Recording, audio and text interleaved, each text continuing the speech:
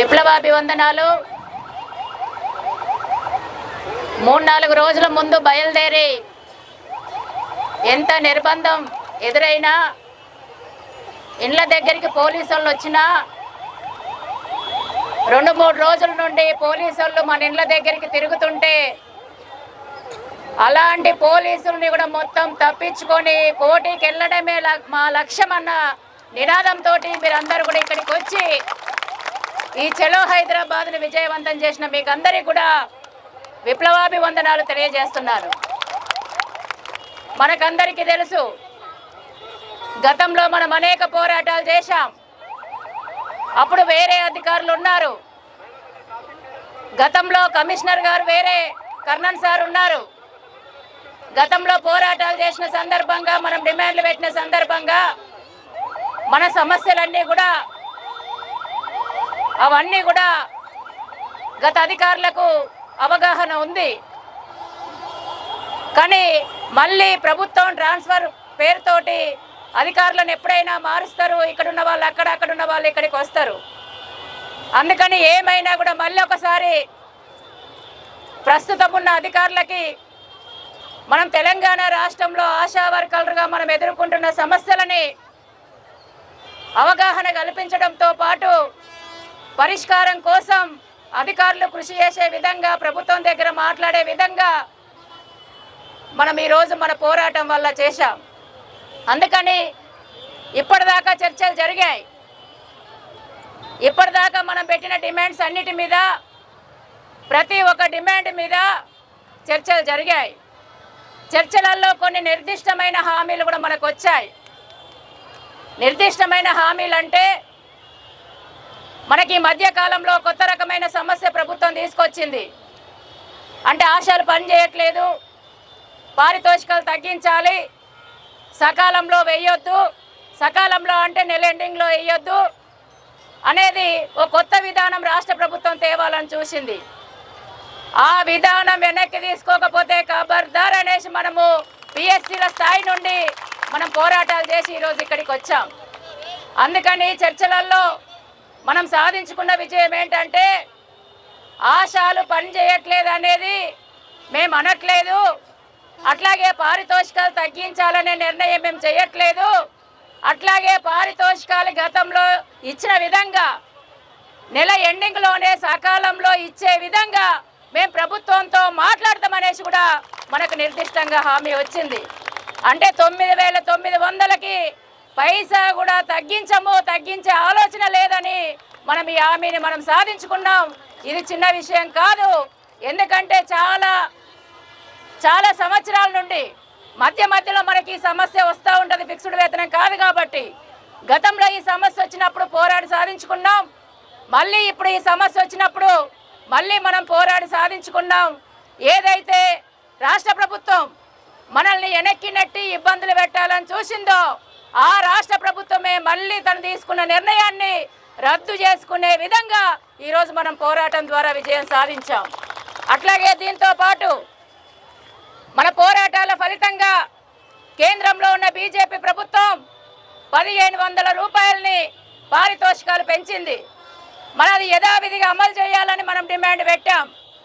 దీని మీద కూడా మనకు స్పష్టంగా చెప్పింది ఏంటంటే, అధికారులు కేంద్ర ప్రభుత్వం ఇచ్చిన మరుక్షణమే, కేంద్ర ప్రభుత్వం ఇచ్చిన సర్కులర్ కానీ జీవో కానీ ఎప్పుడు ఇస్తే అప్పుడు ఖచ్చితంగా అవి తెలంగాణ రాష్ట్రంలో పనిచేస్తున్న ఆశాలకి 1,500 ఇవ్వడం కోసం మేము వెంటనే నిర్ణయం తీసుకుంటాం, ప్రభుత్వానికి రాస్తామనేసి కూడా మనకు తెలియజేశారు.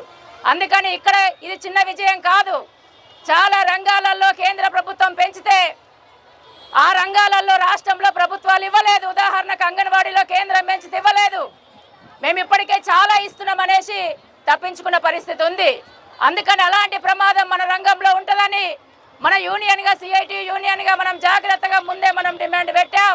అందుకని కేంద్రం పెంచింది యథావిధిగా మనకి ఇస్తామనే హామీని మనం ఈ పోరాటం ద్వారా మనం సాధించుకున్నాం. అట్లాగే దీంతో పాటు పిఆర్సీ ఎరియర్స్ 6 నెలలు మనకు బకాయిలు ఉన్నాయి. అంటే నెలకు 2,500 సుమారు మనకు నెలకు రావాలి. 6 నెలల డబ్బులు మనకి ఇవ్వకుండా ఇప్పటి వరకు పెండింగ్ ఉంది. అట్లాగే దీంతో పాటు లెప్రసీ డబ్బులు 3 సంవత్సరాల ఈ సర్వే డబ్బులు పెండింగ్ ఉన్నాయి. టీబీ డబ్బులు 3-4 సంవత్సరాలైనా మనకి ఇవ్వట్లేదు, పెండింగ్ ఉంది. అందుకని పెండింగ్ డబ్బులకు సంబంధించి ముఖ్యంగా పిఆర్సీకి సంబంధించి లెప్రసీ సర్వే డబ్బులకు సంబంధించి వెంటనే మేము ఫైల్ పెడతాం. ఆ ఫైల్ పెట్టిన ఫైల్ కూడా ఎక్కడి దాకా వచ్చిందో మేము పరిశీలన చేస్తాం. ఈ పెండింగ్ ఉన్నాయి అన్నీ కూడా ప్రభుత్వం చెల్లించే విధంగా మేము వెంటనే చర్యలు చేపడతామనేసి కూడా మనకు హామీ ఇవ్వడం జరిగింది. అట్లాగే దీంతో పాటు మనకి స్ఫూటం డబ్బాలు మొయ్యాలని చెప్తున్నారు. టీబీ మనం గతంలో పోరాడి ఇక్కడే మనం ఒక సర్కులర్ సాధించుకున్నాం, మొయ్యాల్సిన అవసరం లేదని. కానీ ఆ సర్కులర్ వచ్చిన తర్వాత కూడా మళ్ళీ ఇబ్బందులు పెడుతున్నారు కింద. ఈ అంశాన్ని కూడా మనం తెలియజేశాం. ఈ అంశం పైన ఏంటంటే ఇక్కడ నుండి సర్కులర్ ఇచ్చిన తర్వాత కూడా ఎందుకు ఇబ్బంది పెడుతున్నారు, ఆ సర్కులర్లో కరెక్ట్ ఉందా లేదా. రెండోది, ఇది కేంద్ర ప్రభుత్వానికి సంబంధించిన స్కీమ్ కాబట్టి కేంద్ర ప్రభుత్వం డైరెక్షన్ ఏ విధంగా ఉంది, దానికి అనుకూలంగా ఉందా లేకపోతే వ్యతిరేకంగా ఉందా, ఏమైనా మార్పులు చేయాలనా అనేది మేము పరిశీలన చేస్తాం. మనం చెప్పింది ఏంటంటే ఆశాలతో మోపించకూడదు అనే డిమాండ్ పైన మేము ఖచ్చితంగా దాన్ని పరిష్కారం చేసే విధంగా కృషి చేస్తామనేసి కూడా మనకు తెలియజేయడం జరిగింది. అట్లాగే టార్గెట్స్ ఇవన్నిటి మీద కూడా చర్చ బాగా జరిగింది. ఇప్పుడు అధికారులు చెప్పింది ఏంటంటే ఇది కేంద్ర ప్రభుత్వం యొక్క స్కీము, ఇంత జనాభాకి ఇన్ని టార్గెట్స్ ఉండాలనేది పైనుండే ఉంది అనేది చాలా అంశాలు అధికారులు మన ముందు చెప్పారు.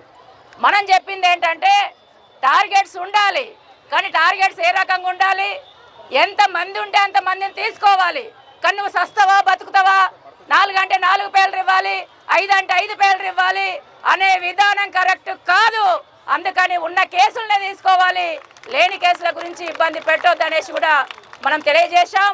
ఆ విషయం పైన కూడా మేము పరిశీలన చేస్తామనేసి కూడా, అది ఎందుకు ఇబ్బంది పెడుతున్నారు కింది స్థాయిలో అధికారులు, దాన్ని అంటే ఏం ఇబ్బంది వస్తుంది కింది స్థాయిలో అనేసి కూడా దాన్ని పరిష్కారం చేస్తామనేసి కూడా చెప్పారు.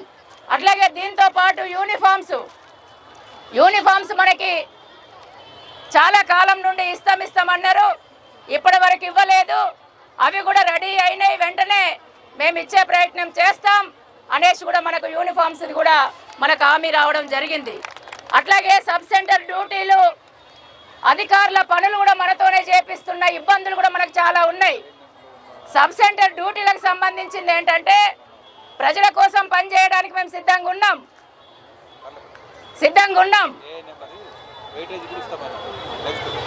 ఉన్నాం. కానీ సబ్ సెంటర్లో ఎంతవరకు అవసరమో అంతవరకే తీసుకోవాలి.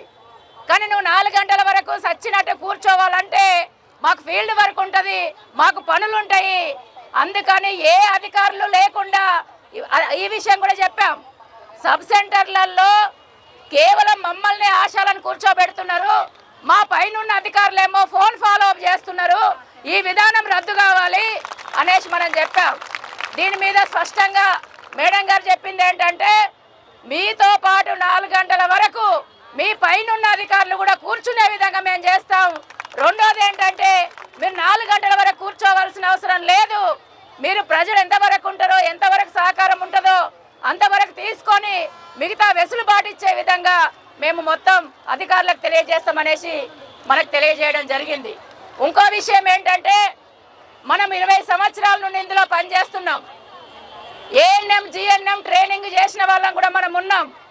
ఏఎన్ఎం జిఎన్ఎంఏ కాదు, ఈరోజు మొత్తం బీపీ కానీ షుగర్ కానీ ప్రతి ఒక్క టాబ్లెట్ గ్రామ స్థాయిలో ఎంబీబీఎస్ డాక్టర్లతో సమానంగా మనం సేవలు అందిస్తున్నాం.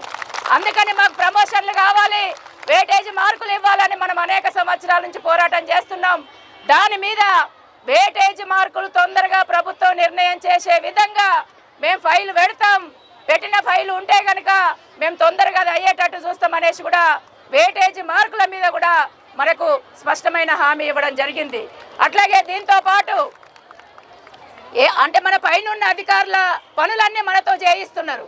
అది ఆధార్ కార్డు కావచ్చు, స్కానింగ్ కావచ్చు, ఆన్లైన్ స్క్రీనింగ్ కావచ్చు. రెండోది ఏంటంటే ఆన్లైన్ పనులన్నీ అంటే నమోదు దగ్గర నుండి మన పైనున్న అధికారులు చేయాల్సిన పనులన్నీ మనతో చేపిస్తున్నారు. దీని మీద కూడా మనం చెప్పాం, మనం చెప్పినప్పుడు అధికారులకు చెప్పింది ఏంటంటే అసలు అధికారులు చేయాల్సిన పనులేంటివో అధికారులకు తెలియజేయండి, మాకు కూడా తెలియజేయండి. ఏ పని ఎవరు చేయాలి, ఆశా పని ఏంటిది, అధికారుల పని ఏంటిది అనేది తెలియజేయాలి అనేసి మనం అడిగాం. అందుకని అది కూడా స్పష్టంగా తెలియజేస్తామనేసి కూడా చెప్పారు. అట్లాగే దీంతో పాటు మనకి ఇంకా ఫిక్స్డ్ వేతనం 18,000 ఉంది. అట్లాగే ఇన్సూరెన్స్ 50 లక్షలు ఉన్నాయి. మట్టి ఖర్చులు 50,000 హామీ మనకుంది. అట్లాగే దీంతో పాటు ఉద్యోగ భద్రత ఇవన్నీ కూడా ఆదివారం సెలవు, పండగ సెలవులు, 20 రోజులు క్యాజువల్ సెలవులు, 6 నెలలు మెడికల్ లీవులు, వేతనంతో కూడిన మెడికల్ లీవులు ఇవన్నీ కూడా మనం గతంలో చేస్తామనేసి గతంలో మనకు హామీలు రాష్ట్ర ప్రభుత్వం ఇచ్చింది. మరి అవన్నీ కూడా ఈ చర్చల సందర్భంగా మనం తెలియజేశాం. మా గతంలో పోరాటాల సందర్భంగా ప్రభుత్వం చాలా హామీలు ఇచ్చింది. ఫిక్స్డ్ వేతనం పైన అయితే తొందరగా ఇక మేము ఫైల్ పెట్టాము, పరిశీలన చేస్తున్నాం. ఆరోగ్య శాఖ మంత్రి గారు కూడా పేపర్లలో ఇచ్చిన పరిస్థితి ఉంది, మీడియాతో మాట్లాడిన పరిస్థితి ఉంది. ఇవన్నీ కూడా మాకు తొందరగా పరిష్కారం కావాలి తొందరగా. ఎందుకంటే 2021లో పెరిగిన పారితోషికాలు ఇప్పటి వరకు పెరగలేదు. మరి నిత్యావసర వస్తువుల ధరలు అనేక రెట్లు పెరిగినాయి, పని భారం పెరిగింది. ఈరోజు అన్ని పనులు చేస్తున్నాం, చేయడానికి మేము సిద్ధంగా ఉన్నాం. కానీ ఫిక్స్డ్ వేతనం చేయండి, ఫిక్స్డ్ వేతనం చేయకుండా పని అంటే ఈరోజు మేము నష్టపోతున్నాం అనేసి కూడా తెలియజేయడం జరిగింది. అన్ని అంశాల మీద చర్చ జరిగింది. ఈ ఫిక్స్డ్ వేతనం, ఇన్సూరెన్స్ వీటన్నిటిపైన మేము ప్రభుత్వంతో మాట్లాడతాం. చర్చలు జరిగినాయన్నీ కూడా ప్రభుత్వానికి తెలియజేస్తాం. ఇవన్నీ తొందరగా అయ్యేటట్టుగా పరిష్కారం చేస్తామనేసి కూడా అధికారులు మనకు తెలియజేశారు. అందుకని ఏమైనా ఈరోజు మన చలో హైదరాబాద్ సందర్భంగా, మన పోరాటం సందర్భంగా మనము కొన్ని నిర్దిష్టమైన హామీలు, నిర్దిష్టమైన సమస్యలు మనం పరిష్కారం చేసుకున్నాం. భవిష్యత్తులో కూడా ఇప్పుడు రాష్ట్ర ప్రభుత్వానికి కూడా మనం తెలియజేస్తున్నాం. ఇప్పుడు మరొకసారి మా డిమాండ్స్ మీద ఇక్కడికి వచ్చాం.